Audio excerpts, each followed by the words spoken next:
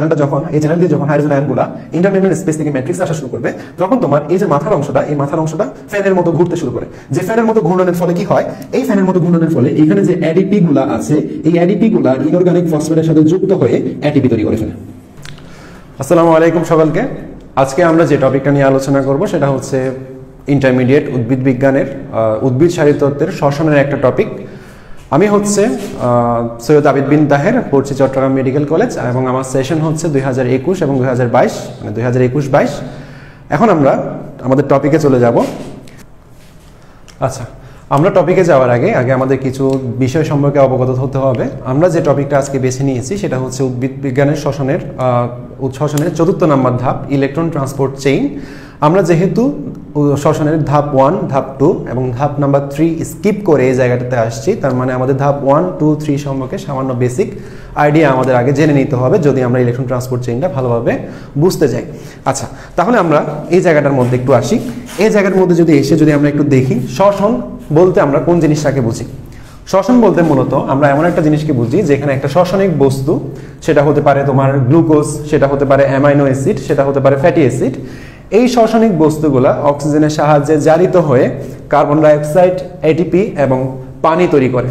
এখন এখানে একটু দেখা যাক, এই যে শ্বসনিক বস্তুগুলা, এগুলোর ক্ষেত্রে যদি আমরা একটু খেয়াল করি, এই শ্বসনিক বস্তুর মধ্যে থাকে হচ্ছে glucose, amino acid, fatty acid. তিনটা কিন্তু তিন ক্যাটাগরির। গ্লুকোজ হচ্ছে কার্বোহাইড্রেট, অ্যামিনো অ্যাসিড হচ্ছে প্রোটিন জাতীয়, আর ফ্যাটি অ্যাসিড হচ্ছে স্নেহ বা লিপিড জাতীয় পদার্থ। এখন এই স্নেহ বা ফ্যাটি অ্যাসিড, এই যে তিনটা ক্যাটাগরি, তিনটা পদার্থ আমি এখানে নিলাম, এগুলোকে একত্রে বলতেছে শ্বসনিক বস্তু। এখন এই শ্বসনিক বস্তুগুলোর মধ্যে একটা জিনিস কিন্তু কমন, সেই জিনিসটা হচ্ছে তিনটা জিনিসেরই একটা বেসিক কার্বন চেইন কিন্তু উপস্থিত আছে। অর্থাৎ গ্লুকোজের যদি বলি আমি, গ্লুকোজের একটা কার্বন চেইন থাকে, অ্যামিনো অ্যাসিডের একটা কার্বন চেইন থাকে, ফ্যাটি অ্যাসিডেরও একটা কার্বন চেইন থাকে। এখন যে শক্তিটা আমরা পেতে চাচ্ছি, বা যে শক্তি বা যে অ্যাটিপিটা আমরা এখান থেকে খুঁজে পেতে চাচ্ছি, এই শক্তিগুলা আমার সঞ্চিত আছে এই বন্ধনগুলোর মাঝখানে। বন্ধনগুলো বলতে কার্বন টু কার্বন যে বন্ধনটা আছে, এই বন্ধনের ভিতরে কিছু পরিমাণ শক্তি আছে, আবার কার্বন টু হাইড্রোজেন যে বন্ধনটা আছে, এই বন্ধনের ভিতরেও কিছু শক্তি আছে। আমার উদ্দেশ্য হবে এই বন্ধনগুলো ভেঙে ভেঙে এই বন্ধনগুলো থেকে যে শক্তিগুলো উৎপন্ন হবে, সেই শক্তিগুলো থেকে আমার অ্যাটিপি তৈরি করা। এটা হবে আমার একমাত্র উদ্দেশ্য। আচ্ছা, তাহলে এখানে আমি যদি এটাকে ভাঙতে যাই, আমি এখানে দুই ধরনের বিক্রিয়া পাবো। এক, আমি কার্বন এবং কার্বন দুইটার মাঝখানে যে বন্ধনটা আছে, আমি তাকে ভাঙতে পারবো। তাকে যদি আমি ভাঙি, অর্থাৎ আমি এই কার্বন টু কার্বন বন্ধনটা যদি আমি ভাঙি, একটা কার্বন কিন্তু বাইরে চলে আসে, এবং যে কার্বনটা বাইরে চলে আসে ওটা কিন্তু একলা আসে না, সে কার্বন ডাইঅক্সাইড হয়ে আসে। ঠিক আছে, তাহলে আমি বলতে পারি যদি আমি কার্বন টু কার্বন বন্ধনটা ভাঙি, কার্বন ডাইঅক্সাইড বাইরে আসতেছে, যেটাকে আমরা বলতেছি ডিকার্বক্সিলেশন। কার্বক্সিলেশন মানে হচ্ছে কার্বন ডাইঅক্সাইড যুক্ত করা, ডিকার্বক্সিলেশন মানে হচ্ছে কার্বন ডাইঅক্সাইড বাইরে বের করা। আর দ্বিতীয় টাইপের যে রিঅ্যাকশনটা, সেটা হতে পারে তোমার কার্বন হাইড্রোজেন যে বন্ধনটা আছে, এই বন্ধনটাকে ভাঙার মাধ্যমে। এখন কার্বন হাইড্রোজেন বন্ধনটাকে যদি আমি ভাঙি, বাইরে বেরিয়ে আসবে হাইড্রোজেন। কার্বন হাইড্রোজেন বন্ধনকে যদি আমি ভাঙি, বাইরে বেরিয়ে আসবে হাইড্রোজেন। যেহেতু হাইড্রোজেনটা বাইরে বেরিয়ে আসতেছে, এখানে যে ধরনের বিক্রিয়াটা আমরা দেখবো সেটা হচ্ছে ডিহাইড্রোজিনেশন বিক্রিয়া। তাহলে শ্বসন প্রক্রিয়া, সেটা একটা জারণ বিক্রিয়া। এই জারণ বিক্রিয়ায় দুই টাইপের রিঅ্যাকশন আমরা দেখি, একটা হচ্ছে ডিকার্বক্সিলেশন আর একটা হচ্ছে ডিহাইড্রোজিনেশন। এবার একটু আসা যাক, এখানে কিছু বেসিক জিনিস তোমাদের জানতে হবে। ডিহাইড্রোজিনেশন বিক্রিয়া যেখানে ঘটবে, সেখানে আমাদেরকে বুঝে নিতে হবে সেখানে দুইটা হাইড্রোজেন মুক্ত হবে। ডিহাইড্রোজিনেশনে সবসময় দুইটা করে হাইড্রোজেন মুক্ত হবে। এবার একটু দেখা যাক, দুইটা হাইড্রোজেন যদি মুক্ত হয়, এই দুইটা হাইড্রোজেন চাইলে দুইটা প্রোটন এবং দুইটা ইলেকট্রন তৈরি করতে পারে। একটা হাইড্রোজেন থেকে একটা হাইড্রোজেন আয়ন বা প্রোটন, একটা ইলেকট্রন, দুইটা হাইড্রোজেন থেকে দুইটা প্রোটন, দুইটা ইলেকট্রন তৈরি করতে পারে। আবার আমরা চাইলে এই জিনিসটাকে এভাবে লিখতে পারি, একটা প্রোটন, একটা প্রোটন, একটা ইলেকট্রন, একটা ইলেকট্রন, তার মানে হচ্ছে দুইটা হাইড্রোজেন, দুইটা ইলেকট্রন। আবার আমরা চাইলে জিনিসটাকে এভাবেও লিখতে পারি, কিরকম, এখান থেকে একটা ইলেকট্রন এই হাইড্রোজেন বা প্রোটনটা নিয়ে ফেললো, তার মানে সে আবার হাইড্রোজেন হয়ে যাবে। তাহলে আর বাকি কে আছে? একটা প্রোটন বাকি আছে আর একটা ইলেকট্রন বাকি আছে। আবার আমরা চাইলে জিনিসটাকে এভাবেও লিখতে পারি, কিরকম, এখানে যে হাইড্রোজেনটা আগে তৈরি হয়েছে, এটা চাইলে সে এই ইলেকট্রনটাকেও রিসিভ করে ফেলতে পারে। যদি সে একটা ইলেকট্রন এক্সট্রা নেয়, তাহলে সে কিসে কনভার্ট হবে? হাইড্রেটে কনভার্ট হবে। যদি সে একটা এক্সট্রা ইলেকট্রন নিয়ে ফেলে, তখন সে কিসে কনভার্ট হবে? হাইড্রেটে কনভার্ট হবে। তাহলে আমরা এই যে দুইটা হাইড্রোজেন মুক্ত হচ্ছে, এই দুইটা হাইড্রোজেন যে মুক্ত হয়, সেটাকে আমরা চাইলে এভাবে লিখতে পারি, একটা হচ্ছে হাইড্রেট আয়ন আর একটা হচ্ছে হাইড্রোজেন আয়ন বা প্রোটন। তাহলে আমি একটা বিক্রিয়া থেকে ডিহাইড্রোজেনেশন বিক্রিয়া থেকে যদি আমি ডিহাইড্রোজেনেশন বিক্রিয়ার কথা যদি আমি বলি, সেখানে দুইটা হাইড্রোজেন মুক্ত হবে। দুইটা হাইড্রোজেন মুক্ত হওয়া মানে আমি বুঝে নিব এখানে দুইটা ইলেকট্রন মুক্ত হচ্ছে। দুইটা হাইড্রোজেন মুক্ত হচ্ছে মানে এখানে দুইটা ইলেকট্রনও মুক্ত হচ্ছে। এই কারণে যেহেতু কোনো বিক্রিয়ার ক্ষেত্রে যদি আমরা বলি কোনো বিক্রিয়ার কোনো একটা বিক্রিয়ক যদি ইলেকট্রন ত্যাগ করে বা ছেড়ে দেয় সেটাকে আমরা জারণ বলি। ঠিক একইভাবে কোনো একটা বিক্রিয়ক থেকে যদি হাইড্রোজেন রিমুভ হয়ে যায় বা হাইড্রোজেন বের হয়ে যায় তখনও সেটাকে আমরা জারণ বিক্রিয়া বলি। আশা করি কেন হাইড্রোজেন বের হয়ে গেলে সেটাকে আমরা জারণ বিক্রিয়া বলি সেটার আনসার তোমরা এখানে পেয়ে গেছো। আচ্ছা, কোনো বিক্রিয়ায় হাইড্রোজেন মুক্ত হলে সেটা একটা জারণ বিক্রিয়া। এবার যে হাইড্রোজেনটা মুক্ত হচ্ছে সেই হাইড্রোজেনে দেখো এখানে কিন্তু একটা হাইড্রেট আয়ন একটা প্রোটন তৈরি হচ্ছে। হাইড্রেট আয়ন এবং প্রোটন এই জিনিসগুলো আমার কোষের মধ্যে মুক্ত অবস্থায় কিন্তু থাকতে পারবে না, বিশেষ করে হাইড্রেট আয়নটা। তাহলে এই জায়গায় কি করতে হবে, যেখানে তোমার ডিহাইড্রোজেনেশনের বিক্রিয়ার মাধ্যমে হাইড্রোজেনগুলো মুক্ত হচ্ছে সেখানে আমার কাজ করবে কোএনজাইম। সেখানে আমার কাজ করবে কি কোএনজাইম। কোএনজাইম হচ্ছে সে এমন একটা পদার্থ যে সাহায্য করবে এনজাইমকে হাইড্রোজেনগুলো রিসিভ করার মাধ্যমে। অর্থাৎ কোএনজাইমের কাজই হচ্ছে যে হাইড্রোজেনগুলো মুক্ত হচ্ছে ডিহাইড্রোজেনেশন বিক্রিয়ায় তাদেরকে রিসিভ করা। তাহলে কোএনজাইম কি করবে, দুইটা হাইড্রোজেনকে রিসিভ করবে। দুইটা হাইড্রোজেনকে রিসিভ করে সে পরিণত হবে রিডিউসড কোএনজাইম। রিডিউসড কোএনজাইম মানে হচ্ছে বিজারিত কোএনজাইম। রিডিউসড কোএনজাইম মানে বিজারিত কোএনজাইম। কোনো একটা বিক্রিয়া যদি হাইড্রোজেন মুক্ত হয় সেটাকে যদি আমরা জারণ বলি, আবার কোনো একটা বিক্রিয়া যদি হাইড্রোজেন যুক্ত হয় সেটাকে আমরা বিজারণ বলবো। তার মানে কোএনজাইম যখন হাইড্রোজেনগুলোকে রিসিভ করছে তখন সে রিডিউসড কোএনজাইম বা বিজারিত কোএনজাইমে পরিণত হয়েছে, বা যেটাকে আমরা রিডিউসড কোএনজাইম বলি। এবার একটা এক্সাম্পলে আসা যাক, যেমন NAD+, এটা একটা কোএনজাইম। এই কোএনজাইম যদি দুইটা হাইড্রোজেনটাকে রিসিভ করতে যায়, আমি বলছি কি দুইটা হাইড্রোজেন রিসিভ করা মানে একটা হাইড্রেট একটা প্রোটন, একটা হাইড্রেট একটা প্রোটন। তার মানে সে একটা হাইড্রেট প্লাস আর একটা প্রোটন সে রিসিভ করবে। একটু খেয়াল করলে দেখবা এই NAD এর উপরে কিন্তু একটা পজিটিভ চার্জ আছে। যেহেতু তার কাছে একটা পজিটিভ চার্জ আছে, একটা হাইড্রোজেন কি করবে, এই পজিটিভ চার্জের সাথে গিয়ে বিক্রিয়া করবে এবং NADH তৈরি করে ফেলবে, এবং এটা একটা নিউট্রাল। কিন্তু থেকে গেল একটা হাইড্রোজেন বা একটা প্রোটন। একটা প্রোটন কিন্তু এখানে থেকে গেছে, এটা একটা নিউট্রাল যৌগ। আবার এখানে একটা প্রোটন আছে যেটা পজিটিভ চার্জে চার্জিত। তার মানে আমি দুইটাকে একসাথে লিখতে পারবো না। দুইটাকে লিখতে হলে আমাকে কিভাবে লিখতে হবে, NADH প্লাস প্রোটন।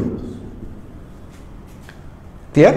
আচ্ছা, যদি এমনটা হয় তাহলে আমি এবার FAD এর এক্সাম্পল দিই। FAD এটাও একটা কোএনজাইম। এটা যদি দুইটা হাইড্রোজেন রিসিভ করে তখন সে কনভার্ট হবে কিসে, FADH2 তে। কিভাবে, এই হাইড্রোজেনটাকে আমরা কিভাবে লিখছিলাম, হাইড্রেট প্রোটন প্লাস হাইড্রেট। তো একটা প্রোটন একটা হাইড্রোজেন হাইড্রেট এটা দুটো মিলে আবার সেম এই দুইটা হাইড্রোজেন তৈরি করতেছে। আর এই দুইটা হাইড্রোজেন যেহেতু নিউট্রাল, এটাও নিউট্রাল, তার মানে দুইটা একসাথে যুক্ত হয়ে গেছে, FADH2। একটু পর্যন্ত যদি ক্লিয়ার হয় দেন আমরা শ্বসনের ধাপগুলো সম্পর্কে একটু বেসিক আইডিয়াগুলো আরেকটু নিয়ে নিই। আচ্ছা, তাহলে যদি আমরা এখন একটু খেয়াল করি, আমরা জানি শ্বসনের 4টা ধাপ থাকে। প্রথম যে ধাপটা সেটা হচ্ছে গ্লাইকোলাইসিস। এই গ্লাইকোলাইসিসে তোমার গ্লুকোজ যেটা আছে এই গ্লুকোজটাই এই প্রক্রিয়ার সূচনা করে। গ্লুকোজটা যদি গ্লাইকোলাইসিসের মধ্য দিয়ে যায়, গ্লুকোজ এক অণু গ্লুকোজ ভেঙে 2 অণু পাইরুভেট তৈরি হয় বা পাইরুভিক অ্যাসিড তৈরি হয়। এখন 2 অণু পাইরুভিক অ্যাসিড তৈরি হওয়ার সময় আমার এখানে 2টা ADP সেটা তৈরি হবে 2টা ATPতে, আর 2টা NADH প্লাস সেটা তৈরি করবে 2টা NADH প্লাস H প্লাস। আবার 2 নম্বর ধাপে এসে কি হবে, এই যে 2টা আমি পাইরুভিক অ্যাসিড তৈরি করছি, এই 2টা পাইরুভিক অ্যাসিড এসে 2 নম্বর ধাপে গিয়ে এই পাইরুভেট থেকে সে কনভার্ট হবে অ্যাসিটাইল কোয়েতে। তাহলে 2টা পাইরুভিক অ্যাসিড থেকে 2টা অ্যাসিটাইল কোয়ে তৈরি হবে, এবং এখান থেকে যেহেতু পাইরুভিক অ্যাসিড 3 কার্বন বিশিষ্ট এবং অ্যাসিটাইল কোয়ে 2 কার্বন বিশিষ্ট, যেহেতু এখানে কার্বন সংখ্যা কমছে তার মানে এখানে কার্বন ডাইঅক্সাইড বের হবে। একটা পাইরুভিক অ্যাসিড থেকে যদি একটা কার্বন ডাইঅক্সাইড বের হয়, 2টা পাইরুভিক অ্যাসিড থেকে 2টা কার্বন ডাইঅক্সাইড বের হবে, এবং এখানে 2টা NADH প্লাস 2টা NADH প্লাস H প্লাসে কনভার্ট হবে। তার পরবর্তী ধাপে গিয়ে 3 নম্বর ধাপে কি হয়েছিল, 3 নম্বর ধাপে 2টা অ্যাসিটাইল কোয়ে সেটা আমার ক্রেবস সাইকেলে প্রবেশ করছে, এবং ক্রেবস সাইকেলে প্রবেশ করার সময় 2টা অ্যাসিটাইল কোয়ে থেকে টোটাল 4টা কার্বন ডাইঅক্সাইড, 6টা NADH প্লাস H প্লাস, 2টা FADH2 এবং 2টা ATP, এগুলো আমরা পেয়ে আসছিলাম 3 নম্বর ধাপ পর্যন্ত। আচ্ছা, এটুক যদি হয়ে থাকে তাহলে একটু খেয়াল করো, এখানে আমরা যে আমাদের কাঙ্ক্ষিত যে উদ্দেশ্যটা ATP তৈরি করা, এই ATP তৈরি করার ক্ষেত্রে কিন্তু আমরা অনেকখানি সার্থক। কিরকম, যেমন দেখো এখানেও কিন্তু আমি কিছু ATP তৈরি করছি, এখানে এসেও কিন্তু আমি কিছু ATP তৈরি করছি, কিন্তু আমার এখনো বেশিরভাগ শক্তি কিন্তু আমি এখনো পাইনি। কেন পাইনি? কারণ আমার অলমোস্ট অর্ধেক পরিমাণ শক্তি এখনো সঞ্চিত আছে এই যে রিডিউসড যে কোএনজাইমগুলো আছে এই রিডিউসড কোএনজাইমগুলোর ভিতরে। যেমন আমি এখানে যে ডিহাইড্রোজেনেশন বিক্রিয়াগুলো আমি ঘটাইছিলাম, ডিহাইড্রোজেনেশন বিক্রিয়াগুলো ঘটানোর ফলে হাইড্রোজেনগুলো বা ইলেকট্রনগুলো এখনো কিন্তু এই কোএনজাইমগুলোর ভিতরে আছে। তারা যতক্ষণ পর্যন্ত আমি এই কোএনজাইমের ভিতরে থাকা ইলেকট্রনগুলোকে আমি পাচ্ছি না, ততক্ষণ পর্যন্ত আমি পূর্ণাঙ্গ শক্তি কিন্তু এখান থেকে তুলে আনতে পারবো না। আমার যদি আমি বেসিক্যালি দেখি, আমার শ্বসন কিন্তু ক্রেবস সাইকেলে এসে শেষ। কিন্তু ওই যে রিডিউসড যে কোএনজাইমগুলো আছে এদের থেকে যদি আমাকে শক্তিটা বের করতে হয়, দেন আমাকে আরেকটা ধাপ এক্সপ্লেন করতে হবে, যে ধাপটার নাম হচ্ছে ইলেকট্রন ট্রান্সপোর্ট চেইন। এবং এই ধাপে আমরা দেখব কিভাবে একটা NADH+H+ অথবা একটা FADH2 থেকে আমরা ইলেকট্রনগুলোকে নিয়ে ATP তৈরি করতে পারি। এই ধাপটা আমরা এই জায়গায় এই সিস্টেমটাই আমরা এই ইলেকট্রন ট্রান্সপোর্ট চেইনের মধ্যে দেখার চেষ্টা করব। আচ্ছা, ইলেকট্রন ট্রান্সপোর্ট চেইন শুরু করার আগে আমাকে আগে মাইটোকন্ড্রিয়ার কিছু একটা বেসিক স্ট্রাকচার সম্পর্কে আমার ধারণা থাকতে হবে। এইটা মনে করো, এখানে যে জিনিসটা আমি আঁকছি চারকোনা, এই জিনিসটা মনে করো একটা মাইটোকন্ড্রিয়ার একটা গঠন। এই মাইটোকন্ড্রিয়ার মধ্যে দুইটা পর্দা তুমি দেখতেছো। একটা হচ্ছে মাইটোকন্ড্রিয়ার এই যে পর্দাটা, বাইরের পর্দা যেটাকে আমরা বলি, এটা হচ্ছে মাইটোকন্ড্রিয়ার বাইরের পর্দা, বা এটাকে ইংরেজিতে বলা হয় আউটার মেমব্রেন। আর এটার ভিতরে যে পর্দাটা আছে এটাকে বলা হয় মাইটোকন্ড্রিয়ার ভিতরের পর্দা, বা যেটাকে ইংরেজি করলে হয় ইনার মেমব্রেন। তাহলে মাইটোকন্ড্রিয়ার আবরণী বিশিষ্ট একটা হচ্ছে আউটার মেমব্রেন আর একটা হচ্ছে ইনার মেমব্রেন। এখন একটু খেয়াল করলে দেখবা এই যে আউটার মেমব্রেন এবং ইনার মেমব্রেন, এটা হচ্ছে আউটার মেমব্রেন, এটা ইনার মেমব্রেন, দুইটা মেমব্রেনের মাঝখানে একটা স্পেস আছে। দুইটা মেমব্রেনের মাঝখানে একটা স্পেস আছে, যে স্পেসটাকে আমরা বলি ইন্টার মেমব্রেন স্পেস। যেমন এই জায়গাটা, এটাকে আমরা বলি inter membrane space. Inter membrane space কেন বলা হয়? ইন্টার মানে হচ্ছে মাঝখানে, মেমব্রেন মানে হচ্ছে দুই মেমব্রেনের মাঝখানে। দুই মেমব্রেনের মাঝখানে যে জায়গাটা সেটাকে আমরা বলতেছি ইন্টার মেমব্রেন স্পেস। আচ্ছা, এখন আমরা এই ইলেকট্রন ট্রান্সপোর্ট চেইন পড়ার জন্য যে জিনিসটা আমার লাগবে সেটা হচ্ছে ইনার মেমব্রেনটা। আমরা আউটার মেমব্রেনে আমাদের কোনো ফাংশন নাই, আমাদের ফাংশন হচ্ছে এই ইনার মেমব্রেনকে নিয়ে। এখন একটু খেয়াল করো, ইনার মেমব্রেন তোমরা জানো বায়োলজিক্যাল যে মেমব্রেনগুলো আছে এগুলো কিন্তু ফসফোলিপিড বাইলেয়ারের একটা মেমব্রেন। আমি এখানে এই ফসফোলিপিড বাইলেয়ারের মেমব্রেনটাকে জাস্ট একটু ইলাবোরেট করে আঁকছি, একটু ডিটেলসে আঁকছি, এর থেকে বেশি কিছু এখানে আমি করি নাই। এই যে ইনার মেমব্রেন, মাইটোকন্ড্রিয়ার ইনার মেমব্রেন, এখানে কিছু কমপ্লেক্স থাকে, বা এটাকে আমরা কল্পনা করতে পারি কিছু হাউস। এখানে আমরা কল্পনা করতে পারি কয়েকটা হাউস এখানে আছে। কয়টা হাউস আছে? চারটা হাউস আছে। House number 1, house number 2, house number 3, house number 4। এখানে চারটা হাউস মনে করো আছে। এখন আমি বললাম যে এই যে NADH+H+, আমার উদ্দেশ্য থাকবে এই NADH+H+ এবং FADH2 ভিতরে যে ইলেকট্রন দুইটা ছিল ওই ইলেকট্রন দুইটাকে বাইরে বের করে আনা। আমার উদ্দেশ্য থাকবে এদের ভিতরে ইলেকট্রনগুলোকে বাইরে বের করে আনা। এখন এদেরকে যদি বাইরে বের করে আনি তখন কি হবে? আমার এখানে কিছু এনজাইম থাকে, অর্থাৎ এই যে হাউসগুলো আছে এই হাউসগুলোর মধ্যে কিছু এনজাইম থাকে, যে এনজাইমগুলো NADH+H+ থেকে ইলেকট্রনগুলোকে টেনে নিয়ে নেয়। তাহলে ইলেকট্রনগুলোকে যদি, অর্থাৎ NADH+H+ থেকে যদি ইলেকট্রনগুলো এই যে হাউসের মধ্যে যদি চলে আসে, তাহলে NADH+H+ এখন কিসে কনভার্ট হবে? NADH+H+ এখন NAD+ এ কনভার্ট হয়ে যাবে। তার মানে এর যে দুইটা ইলেকট্রনগুলো ছিল সেই দুইটা ইলেকট্রন এখন কোথায় আছে? এই জায়গার মধ্যে আছে, অর্থাৎ হাউস নাম্বার 1 এ আছে। ক্লিয়ার? আচ্ছা, এটা গেল NADH+H+ এর জন্য। এখন FADH2 সেম এনজাইম, কিন্তু যে এনজাইমটা আমার NADH+H+ থেকে ইলেকট্রনগুলোকে নিচ্ছে সেম এনজাইম কিন্তু FADH2 থেকে নিতে পারবে না। যেহেতু সেম এনজাইম নিতে পারবে না, সেই কারণে আমি আরেকটা হাউস আঁকলাম এখানে, যে হাউসটার এনজাইমটা এই FADH2 থেকে ইলেকট্রনগুলো রিসিভ করতে পারে। তাহলে এখানে যে এনজাইমটা আছে সেটা কি করলো? FADH2 থেকে ইলেকট্রনগুলোকে নিয়ে নিল এবং FADH2 কিসে কনভার্ট হলো? FADA তে কনভার্ট হলো। তাহলে এখানে কিছু ইলেকট্রন আছে আর এখানে কিছু ইলেকট্রন আছে, ইলেকট্রনগুলো এই জায়গায় আছে, হাউস নাম্বার 1 এবং হাউস নাম্বার 2 তে। এখন কি হবে? যেহেতু ইলেকট্রনগুলো এই হাউসের মধ্যে আছে এবং এটা হচ্ছে house number 1, house number 2, house number 3, house number 4, ইলেকট্রনের উদ্দেশ্য থাকবে সবসময় হাউস নাম্বার 4 এর দিকে যাওয়া। ইলেকট্রনগুলোর উদ্দেশ্য থাকবে সবসময় কোথায় যাওয়া? হাউস নাম্বার 4 এ যাওয়া। কারণ হচ্ছে এই চারটা হাউসের মধ্যে একমাত্র অক্সিজেন সাপ্লাই আছে এই 4 নাম্বার হাউসটাতে, বাকি 3টা হাউসে কোনো অক্সিজেন সাপ্লাই নাই। এখন তুমি যদি এই ইলেকট্রনটাকে একটা জীবিত প্রাণীর সাথে কম্পেয়ার করো, ওই জীবিত প্রাণী কখন চাইবে? সে একটা কমফোর্ট জোনে যাওয়ার জন্য, বা যেখানে সে ভালো অক্সিজেন সাপ্লাই পাচ্ছে সেখানে যাওয়ার জন্য। ঠিক একইভাবে এই ইলেকট্রনগুলোও যেখানে অক্সিজেন সাপ্লাই আছে সেদিকে যাওয়ার চেষ্টা করবে। এখন যে ইলেকট্রনগুলি তোমার হাউস নাম্বার 1 এবং হাউস নাম্বার 2 তে আছে তারা কিন্তু সরাসরি হাউস চেঞ্জ করতে পারে না, তাদেরকে হাউস চেঞ্জ করার জন্য একটা ট্রান্সপোর্টারের প্রয়োজন হয়। হাউস চেঞ্জ করার জন্য একটা ট্রান্সপোর্টারের প্রয়োজন হয়। আমাদের যেমন একটা বাড়ি থেকে আরেকটা বাড়িতে যাওয়ার জন্য একটা ভেহিকলস বা গাড়ির প্রয়োজন হয়, ওদেরও একটা ট্রান্সপোর্টারের প্রয়োজন হয়। এখন এখানে কিছু ট্রান্সপোর্টারের কথা চলে আসে। এই ট্রান্সপোর্টারটা দিয়ে একটু খেয়াল করো। এই ট্রান্সপোর্টারের নাম হচ্ছে ইউবি কুইনন। UV quinone. এই ইউবি কুইনন কি করে, হাউস নাম্বার 1 এবং হাউস নাম্বার 2-তে যে ইলেকট্রনগুলি ছিল সেই ইলেকট্রনগুলিকে সে রিসিভ করে বা ক্যারি করে। এখন এই হাউস নাম্বার 1 এবং হাউস নাম্বার 2 থেকে যে ইলেকট্রনগুলো ক্যারি করছে, এই ইলেকট্রনগুলোকে সে নিয়ে আসলো কোথায়, হাউস নাম্বার 3-তে। হাউস নাম্বার 3-তে। এখন হাউস নাম্বার 3-তে এসে ইলেকট্রনগুলো পড়লো আরো বিপদে। কেন? আমি বলছি এখানে অক্সিজেন আছে একমাত্র কোন হাউসে, মাত্র 4 নাম্বার হাউসটাতে। তো এখন সে 3 নাম্বার হাউসে এসে বিপদে পড়লো। এখন 3 নাম্বার হাউসে কোনো অক্সিজেন নাই, সে এখন অক্সিজেন পাচ্ছে না। সে এখন আবার কি করবে, এই হাউসটাও ত্যাগ করবে। এই হাউসটা যদি ত্যাগ করে তাকে এখন আরেকটা ভেহিকলস নিতে হবে। সেম গাড়ি কিন্তু নেওয়া যাবে না, এই গাড়ি কিন্তু একটু পর্যন্ত আসে। এখন নিতে হবে তাকে আরেকটা গাড়ি, যে গাড়িটার নাম হচ্ছে সাইটোক্রোম সি। Cytochrome C. এবার এই সাইটোক্রোমগুলো কি করবে, এখান থেকে ইলেকট্রনগুলোকে রিসিভ করবে এবং সেম সাইটোক্রোম এই ইলেকট্রনগুলোকে হাউস নাম্বার 4-এ পৌঁছায় দিবে। হাউস নাম্বার 4-এ পৌঁছায় দিবে। এখন তাহলে ইলেকট্রনগুলো এই জায়গায় আসলো, মনে করো 2টা ইলেকট্রন এই জায়গায় উপস্থিত হলো। এখন সে তো মহাখুশি, কারণ সে অক্সিজেন সাপ্লাই পাইছে। এখন ইলেকট্রন যদি অক্সিজেনের সংস্পর্শে আসে তখন কি ঘটনা ঘটে, অক্সিজেনের তড়িৎ ঋণাত্মকতা কিন্তু অনেক বেশি। অক্সিজেন যদি ইলেকট্রনের সংস্পর্শে আসে, সাথে সাথে অক্সিজেন কি করবে, 2টা ইলেকট্রনগুলোকে রিসিভ করবে এবং সে আলটিমেটলি কোথায় পরিণত হবে, O2 মাইনাসে পরিণত হবে। অর্থাৎ আমি যদি এটাকে আরেকটু ক্লিয়ার করে লিখি, 2টা অক্সিজেন যেহেতু অণু আকারে থাকে, এটাকে যদি আমি হাফ দিয়ে গুণ করে দিই, তাহলে এই জায়গায় 1 মোল অক্সাইড তৈরি হবে।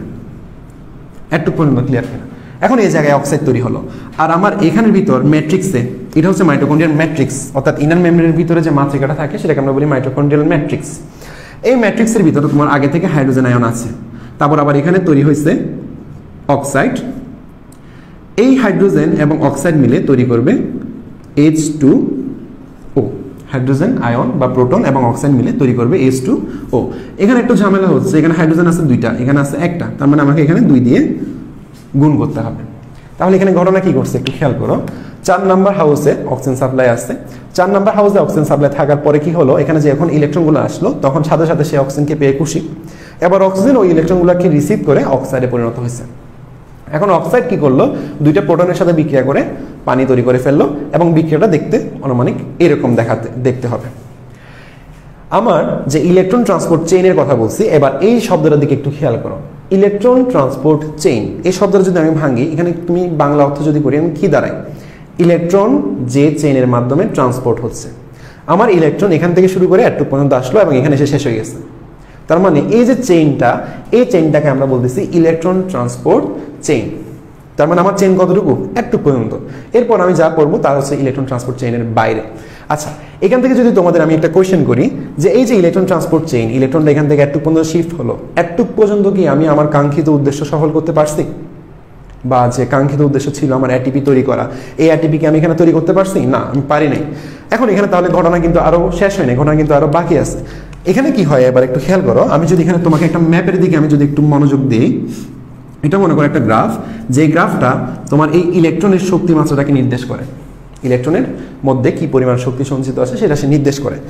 আমি বলতে যাচ্ছি এই যে গ্রাফটা নিচের দিকে যেটা, সেটা আমি বলতে যাচ্ছি এই যে ডান থেকে বাম থেকে ডানের দিকে যত যাচ্ছে তত, মানে এক্স অ্যাক্সিস বরাবর আমি বোঝাতে যাচ্ছি বাম থেকে ডানের দিকে যাচ্ছে, আর ওয়াই অ্যাক্সিস বরাবর আমি বোঝাতে যাচ্ছি ইলেকট্রনের মধ্যে পটেনশিয়াল বা শক্তির পরিমাণটা। এই গ্রাফটা যদি আমি খেয়াল করি তাহলে তুমি দেখবা এই গ্রাফটা এই জায়গায় অনেক উপরে ছিল, বাট আলটিমেটলি এটা গ্র্যাজুয়ালি ফল করছে। কেন ফল করছে? তাহলে এটা থেকে তুমি কি বুঝতেছো, ইলেকট্রন যত বাম থেকে ডানের দিকে যাচ্ছে তত সে শক্তি হারাচ্ছে। ইলেকট্রন যত বাম থেকে ডানের দিকে যাচ্ছে ততই সে শক্তি হারাচ্ছে। তাহলে এখানে একটা পয়েন্ট আমি পাইছি, সেটা হচ্ছে শক্তি হারাচ্ছে সে। এখন সে শক্তিটা হারাচ্ছে কেন, বা এই শক্তিটা ব্যবহার করে সে কি করতেছে, এখানে একটা প্রশ্ন কিন্তু অ্যারাইজ করে। যেহেতু প্রশ্ন অ্যারাইজ করছে, এটার আনসারও আমরা পাওয়ার চেষ্টা করব। তার মানে দেখো এই জায়গায় যে শক্তিটা আমার এই জায়গা থেকে এই জায়গায় আসতে বের হচ্ছে, ওই শক্তিটা সে কোন কাজে ব্যবহার করতেছে, এই শক্তিটা ব্যবহার করতেছে সে ম্যাট্রিক্স থেকে প্রোটনগুলোকে পাম্প করে ইন্টারমেমব্রেন স্পেসে আনার জন্য। তার মানে কি হলো, যখন আমার ইলেকট্রনগুলো এখান থেকে বের হচ্ছিল তখন ইলেকট্রনগুলো থেকে কিছু প্রচুর পরিমাণে শক্তি নিঃসৃত হচ্ছিল, যে শক্তিগুলো ব্যবহার করে তোমার প্রোটন যেগুলো আছে, যেগুলো তোমার ম্যাট্রিক্সে ছিল, এই প্রোটনগুলোকে সে পাম্প করে কোথায় আনতেছে, ইন্টারমেমব্রেন স্পেসে আনতেছে। তার মানে যতই আমার এই সাইকেলটা চলতে থাকবে, ইন্টারমেমব্রেন স্পেসে তোমার প্রোটন সংখ্যা তত বেশি বাড়তে থাকবে, প্রোটন সংখ্যা তত বেশি বাড়তে থাকবে। আচ্ছা, এই ইলেকট্রনটা ইবি কুইননে আসলো, ইবি কুইনন থেকে কমপ্লেক্স নাম্বার 3 বা হাউস নাম্বার 3 তে গেল। হাউস নাম্বার 3 তে আসার পর এখানেও সে শক্তি হারালো। এখানেও যদি সে শক্তি হারায় তাহলে এখানেও কি হবে, এই যে শক্তি যেটা হারাইলো সেটা দিয়ে সে প্রোটনগুলোকে পাম্প করে ইন্টারমেমব্রেন স্পেসে নিয়ে যাবে।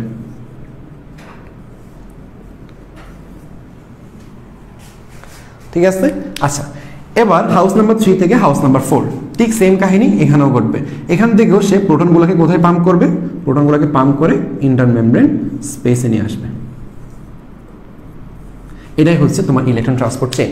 এখন এই ইলেকট্রন ট্রান্সপোর্ট চেইনটা কি করছে আমি একটু আবার বলি। এই ইলেকট্রন ট্রান্সপোর্ট চেইনের নিট ফলাফলটা হচ্ছে সে কিচ্ছু করে নাই, সে জাস্ট একটা ইলেকট্রনকে বাম পাশ থেকে ডান পাশে নিছে, এবং যতই সে বাম পাশ থেকে ডান পাশে নিচ্ছে তত বেশি পরিমাণে সে এখান থেকে প্রোটনগুলোকে পাম্প করে করে ইন্টারমেমব্রেন স্পেসের দিকে পাঠিয়ে দিচ্ছে।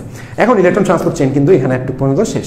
এখন ঘটনা কি ঘটছে, ঘটনা যেটা হচ্ছে, ইলেকট্রন ট্রান্সপোর্ট চেইন হওয়ার ফলে তোমার প্রোটনের যে কনসেন্ট্রেশন, প্রোটন বা হাইড্রোজেন আয়নের যে কনসেন্ট্রেশন, সেটা তোমার ম্যাট্রিক্স থেকে এখন ইন্টারমেমব্রেন স্পেসের দিকে বেশি। যদি আমার প্রোটনের কনসেন্ট্রেশন এখানে অনেক বেশি থাকে তাহলে দেখি বলো পজিটিভিটি কোন দিকে বেশি হবে, অবশ্যই ইন্টারমেমব্রেন স্পেসের দিকে। তাহলে ইন্টারমেমব্রেন স্পেসের দিকে একটা অতিরিক্ত ধনাত্মক আধানের চার্জ সৃষ্টি হবে। এখানে যেহেতু প্রোটনের পরিমাণ কম, তার মানে এখানে একটা নেগেটিভ চার্জ বিরাজ করবে। তো যেহেতু এখানে পজিটিভ চার্জ বেশি, এখানে নেগেটিভ চার্জ, এখানে পজিটিভ চার্জ বেশি, এখানে পজিটিভ চার্জ কম, তার মানে এখানে একটা গ্রেডিয়েন্ট সৃষ্টি হয়েছে। কার মাঝখানে, মানে কার দুই পাশে গ্রেডিয়েন্ট সৃষ্টি হয়েছে, এটা হচ্ছে ইনার মেমব্রেনের দুই পাশে একটা গ্রেডিয়েন্ট সৃষ্টি হয়েছে।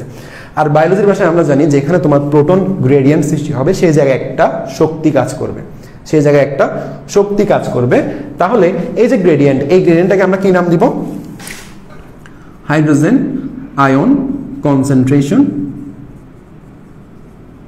গ্রেডিয়েন্ট,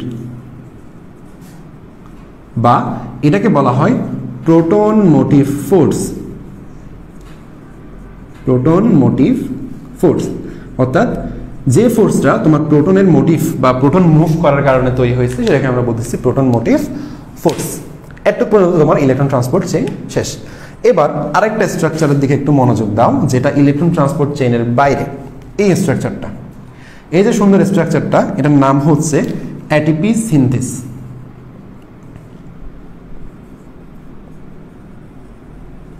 আগে এটার স্ট্রাকচার সম্পর্কে একটা ধারণা নিয়ে নাও। এই যে যেটার স্ট্রাকচার আমি এখানে আরেকটু বড় করে আঁকছি, এটা হচ্ছে তোমার ইন্টারমেমব্রেন স্পেস, এটা হচ্ছে ইনার মেমব্রেন, আর এটা হচ্ছে ম্যাট্রিক্স। এখন এখানে যদি একটু খেয়াল করো, এই যে এটিপি সিনথেস, এই সিনথেসের তিনটা পার্ট আছে। একটা হচ্ছে এই পার্টটা, আর একটা এই মাঝখানে পার্টটা, আর একটা নিচের পার্টটা। তোমার এখানে যে পার্টটা, এই যে যেটা তোমার ইনার মেমব্রেন জুড়ে আছে, এই পার্টটাকে তোমাদের বইতে উল্লেখ করছে গোড়া নামে, গোড়ার অংশ। আর এটাকে তোমার উল্লেখ করছে, এটাকে তোমার উল্লেখ করছে মাঝের অংশ বলে, মাঝের অংশ। আর এই যে বাকি স্ট্রাকচারটা, এই স্ট্রাকচারটাকে উল্লেখ করছে ভিতরের অংশ বা মাথা হিসেবে, খুব সম্ভবত মাথা লিখছে। তাহলে এটিপি সিনথেসের তিনটা অংশ থাকে, একটা হচ্ছে গোড়ার অংশ, মাঝের অংশ এবং মাথার অংশ।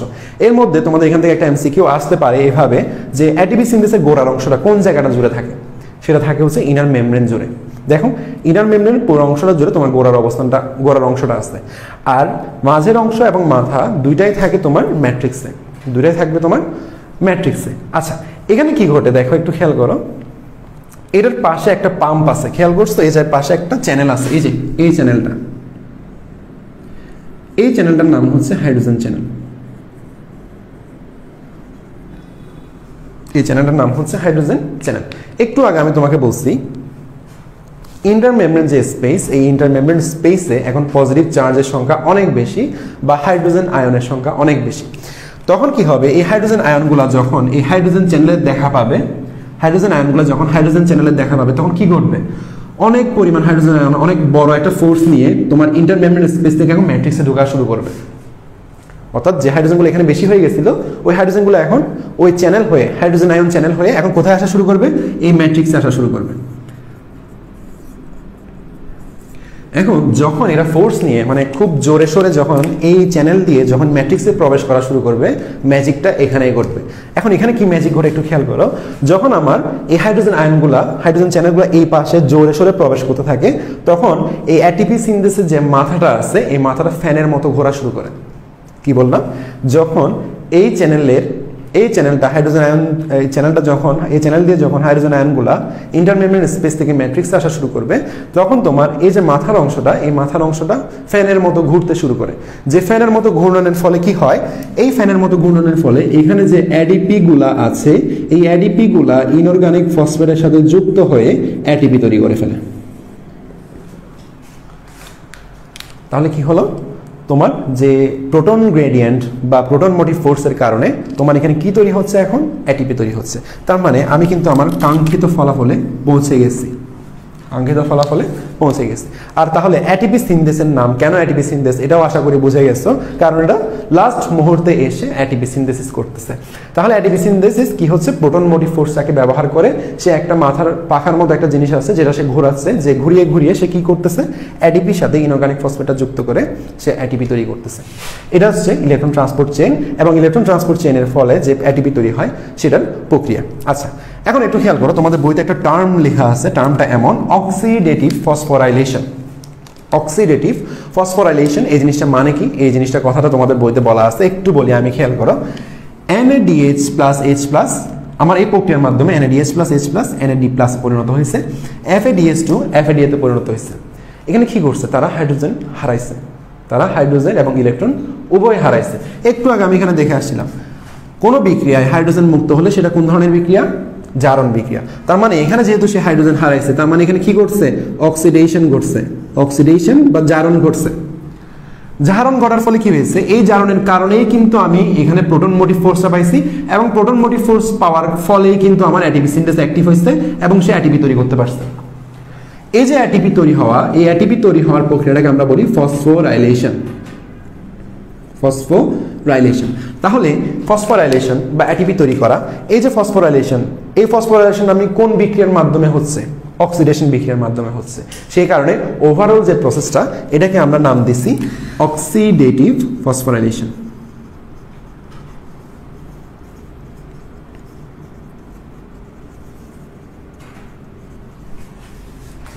অক্সিডেটিভ ফসফোরাইলেশন তাহলে আমরা বুঝে গেলাম।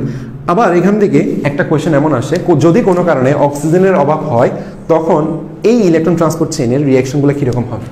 তুমি একটু খেয়াল করো, আমার অক্সিজেনের যে ব্যবহার, পুরো শ্বসন জুড়ে যে অক্সিজেনের ব্যবহার, এই অক্সিজেনের ব্যবহারটা কেবল আমি পাইছি এই যে হাউস নাম্বার 4-এ এসে। হাউস নাম্বার 4-এ এসে আমি লাস্ট অক্সিজেনের ব্যবহারটা আমি এখানে পাইছি। এই জায়গায় যদি কোনো কারণে অক্সিজেনের অভাব দেখা দেয়, এখন কি ঘটবে, তোমার এখানে যে ইলেকট্রনটা ছিল এই ইলেকট্রনটা এখান থেকে আর সরবে না। ইলেকট্রন যদি এখান থেকে না সরে, পরবর্তী যে ইলেকট্রনগুলো আসবে এগুলো সেখানে জ্যাম ক্রিয়েট করবে। জ্যাম ক্রিয়েট করতে করতে একটা সময় ইলেকট্রন দ্বারা স্যাচুরেটেড হয়ে যাবে। ঠিক সেম ভাবে তখন এটা যখন ইলেকট্রন দ্বারা স্যাচুরেটেড হয়ে যাবে, এখান থেকে তখন ইলেকট্রনগুলো আর এখানে আসবে না। তার মানে এটাও একটা সময় স্যাচুরেটেড হয়ে যাবে, তার মানে এটাও হবে, এটাও হবে। এটাও যদি স্যাচুরেটেড হয়ে যায়, তার মানে আমার আর NADH প্লাস H প্লাস সেটা ভেঙে NADH প্লাস তৈরি করবে না।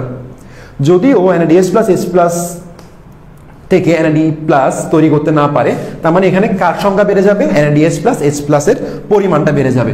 এবং তোমরা যখন ক্র্যাব সাইকেল পড়ছো, ক্র্যাব সাইকেল পড়ার সময় আশা করি তোমরা এটাও পড়ে আসছো যে কোনো কারণে যদি NADH প্লাস H প্লাসের পরিমাণ বেড়ে যায়, এই ক্র্যাব সাইকেল বন্ধ হয়ে যাবে, এই ক্র্যাব সাইকেল বন্ধ হয়ে যাবে, এই ক্র্যাব সাইকেল এখানে বন্ধ হয়ে যাবে। এখানে যদি ক্র্যাব সাইকেল বন্ধ হয়ে যায়, অ্যাসিডাল কোয়ে তৈরি হবে না, তার মানে এই ধাপটাও বন্ধ হয়ে যাবে।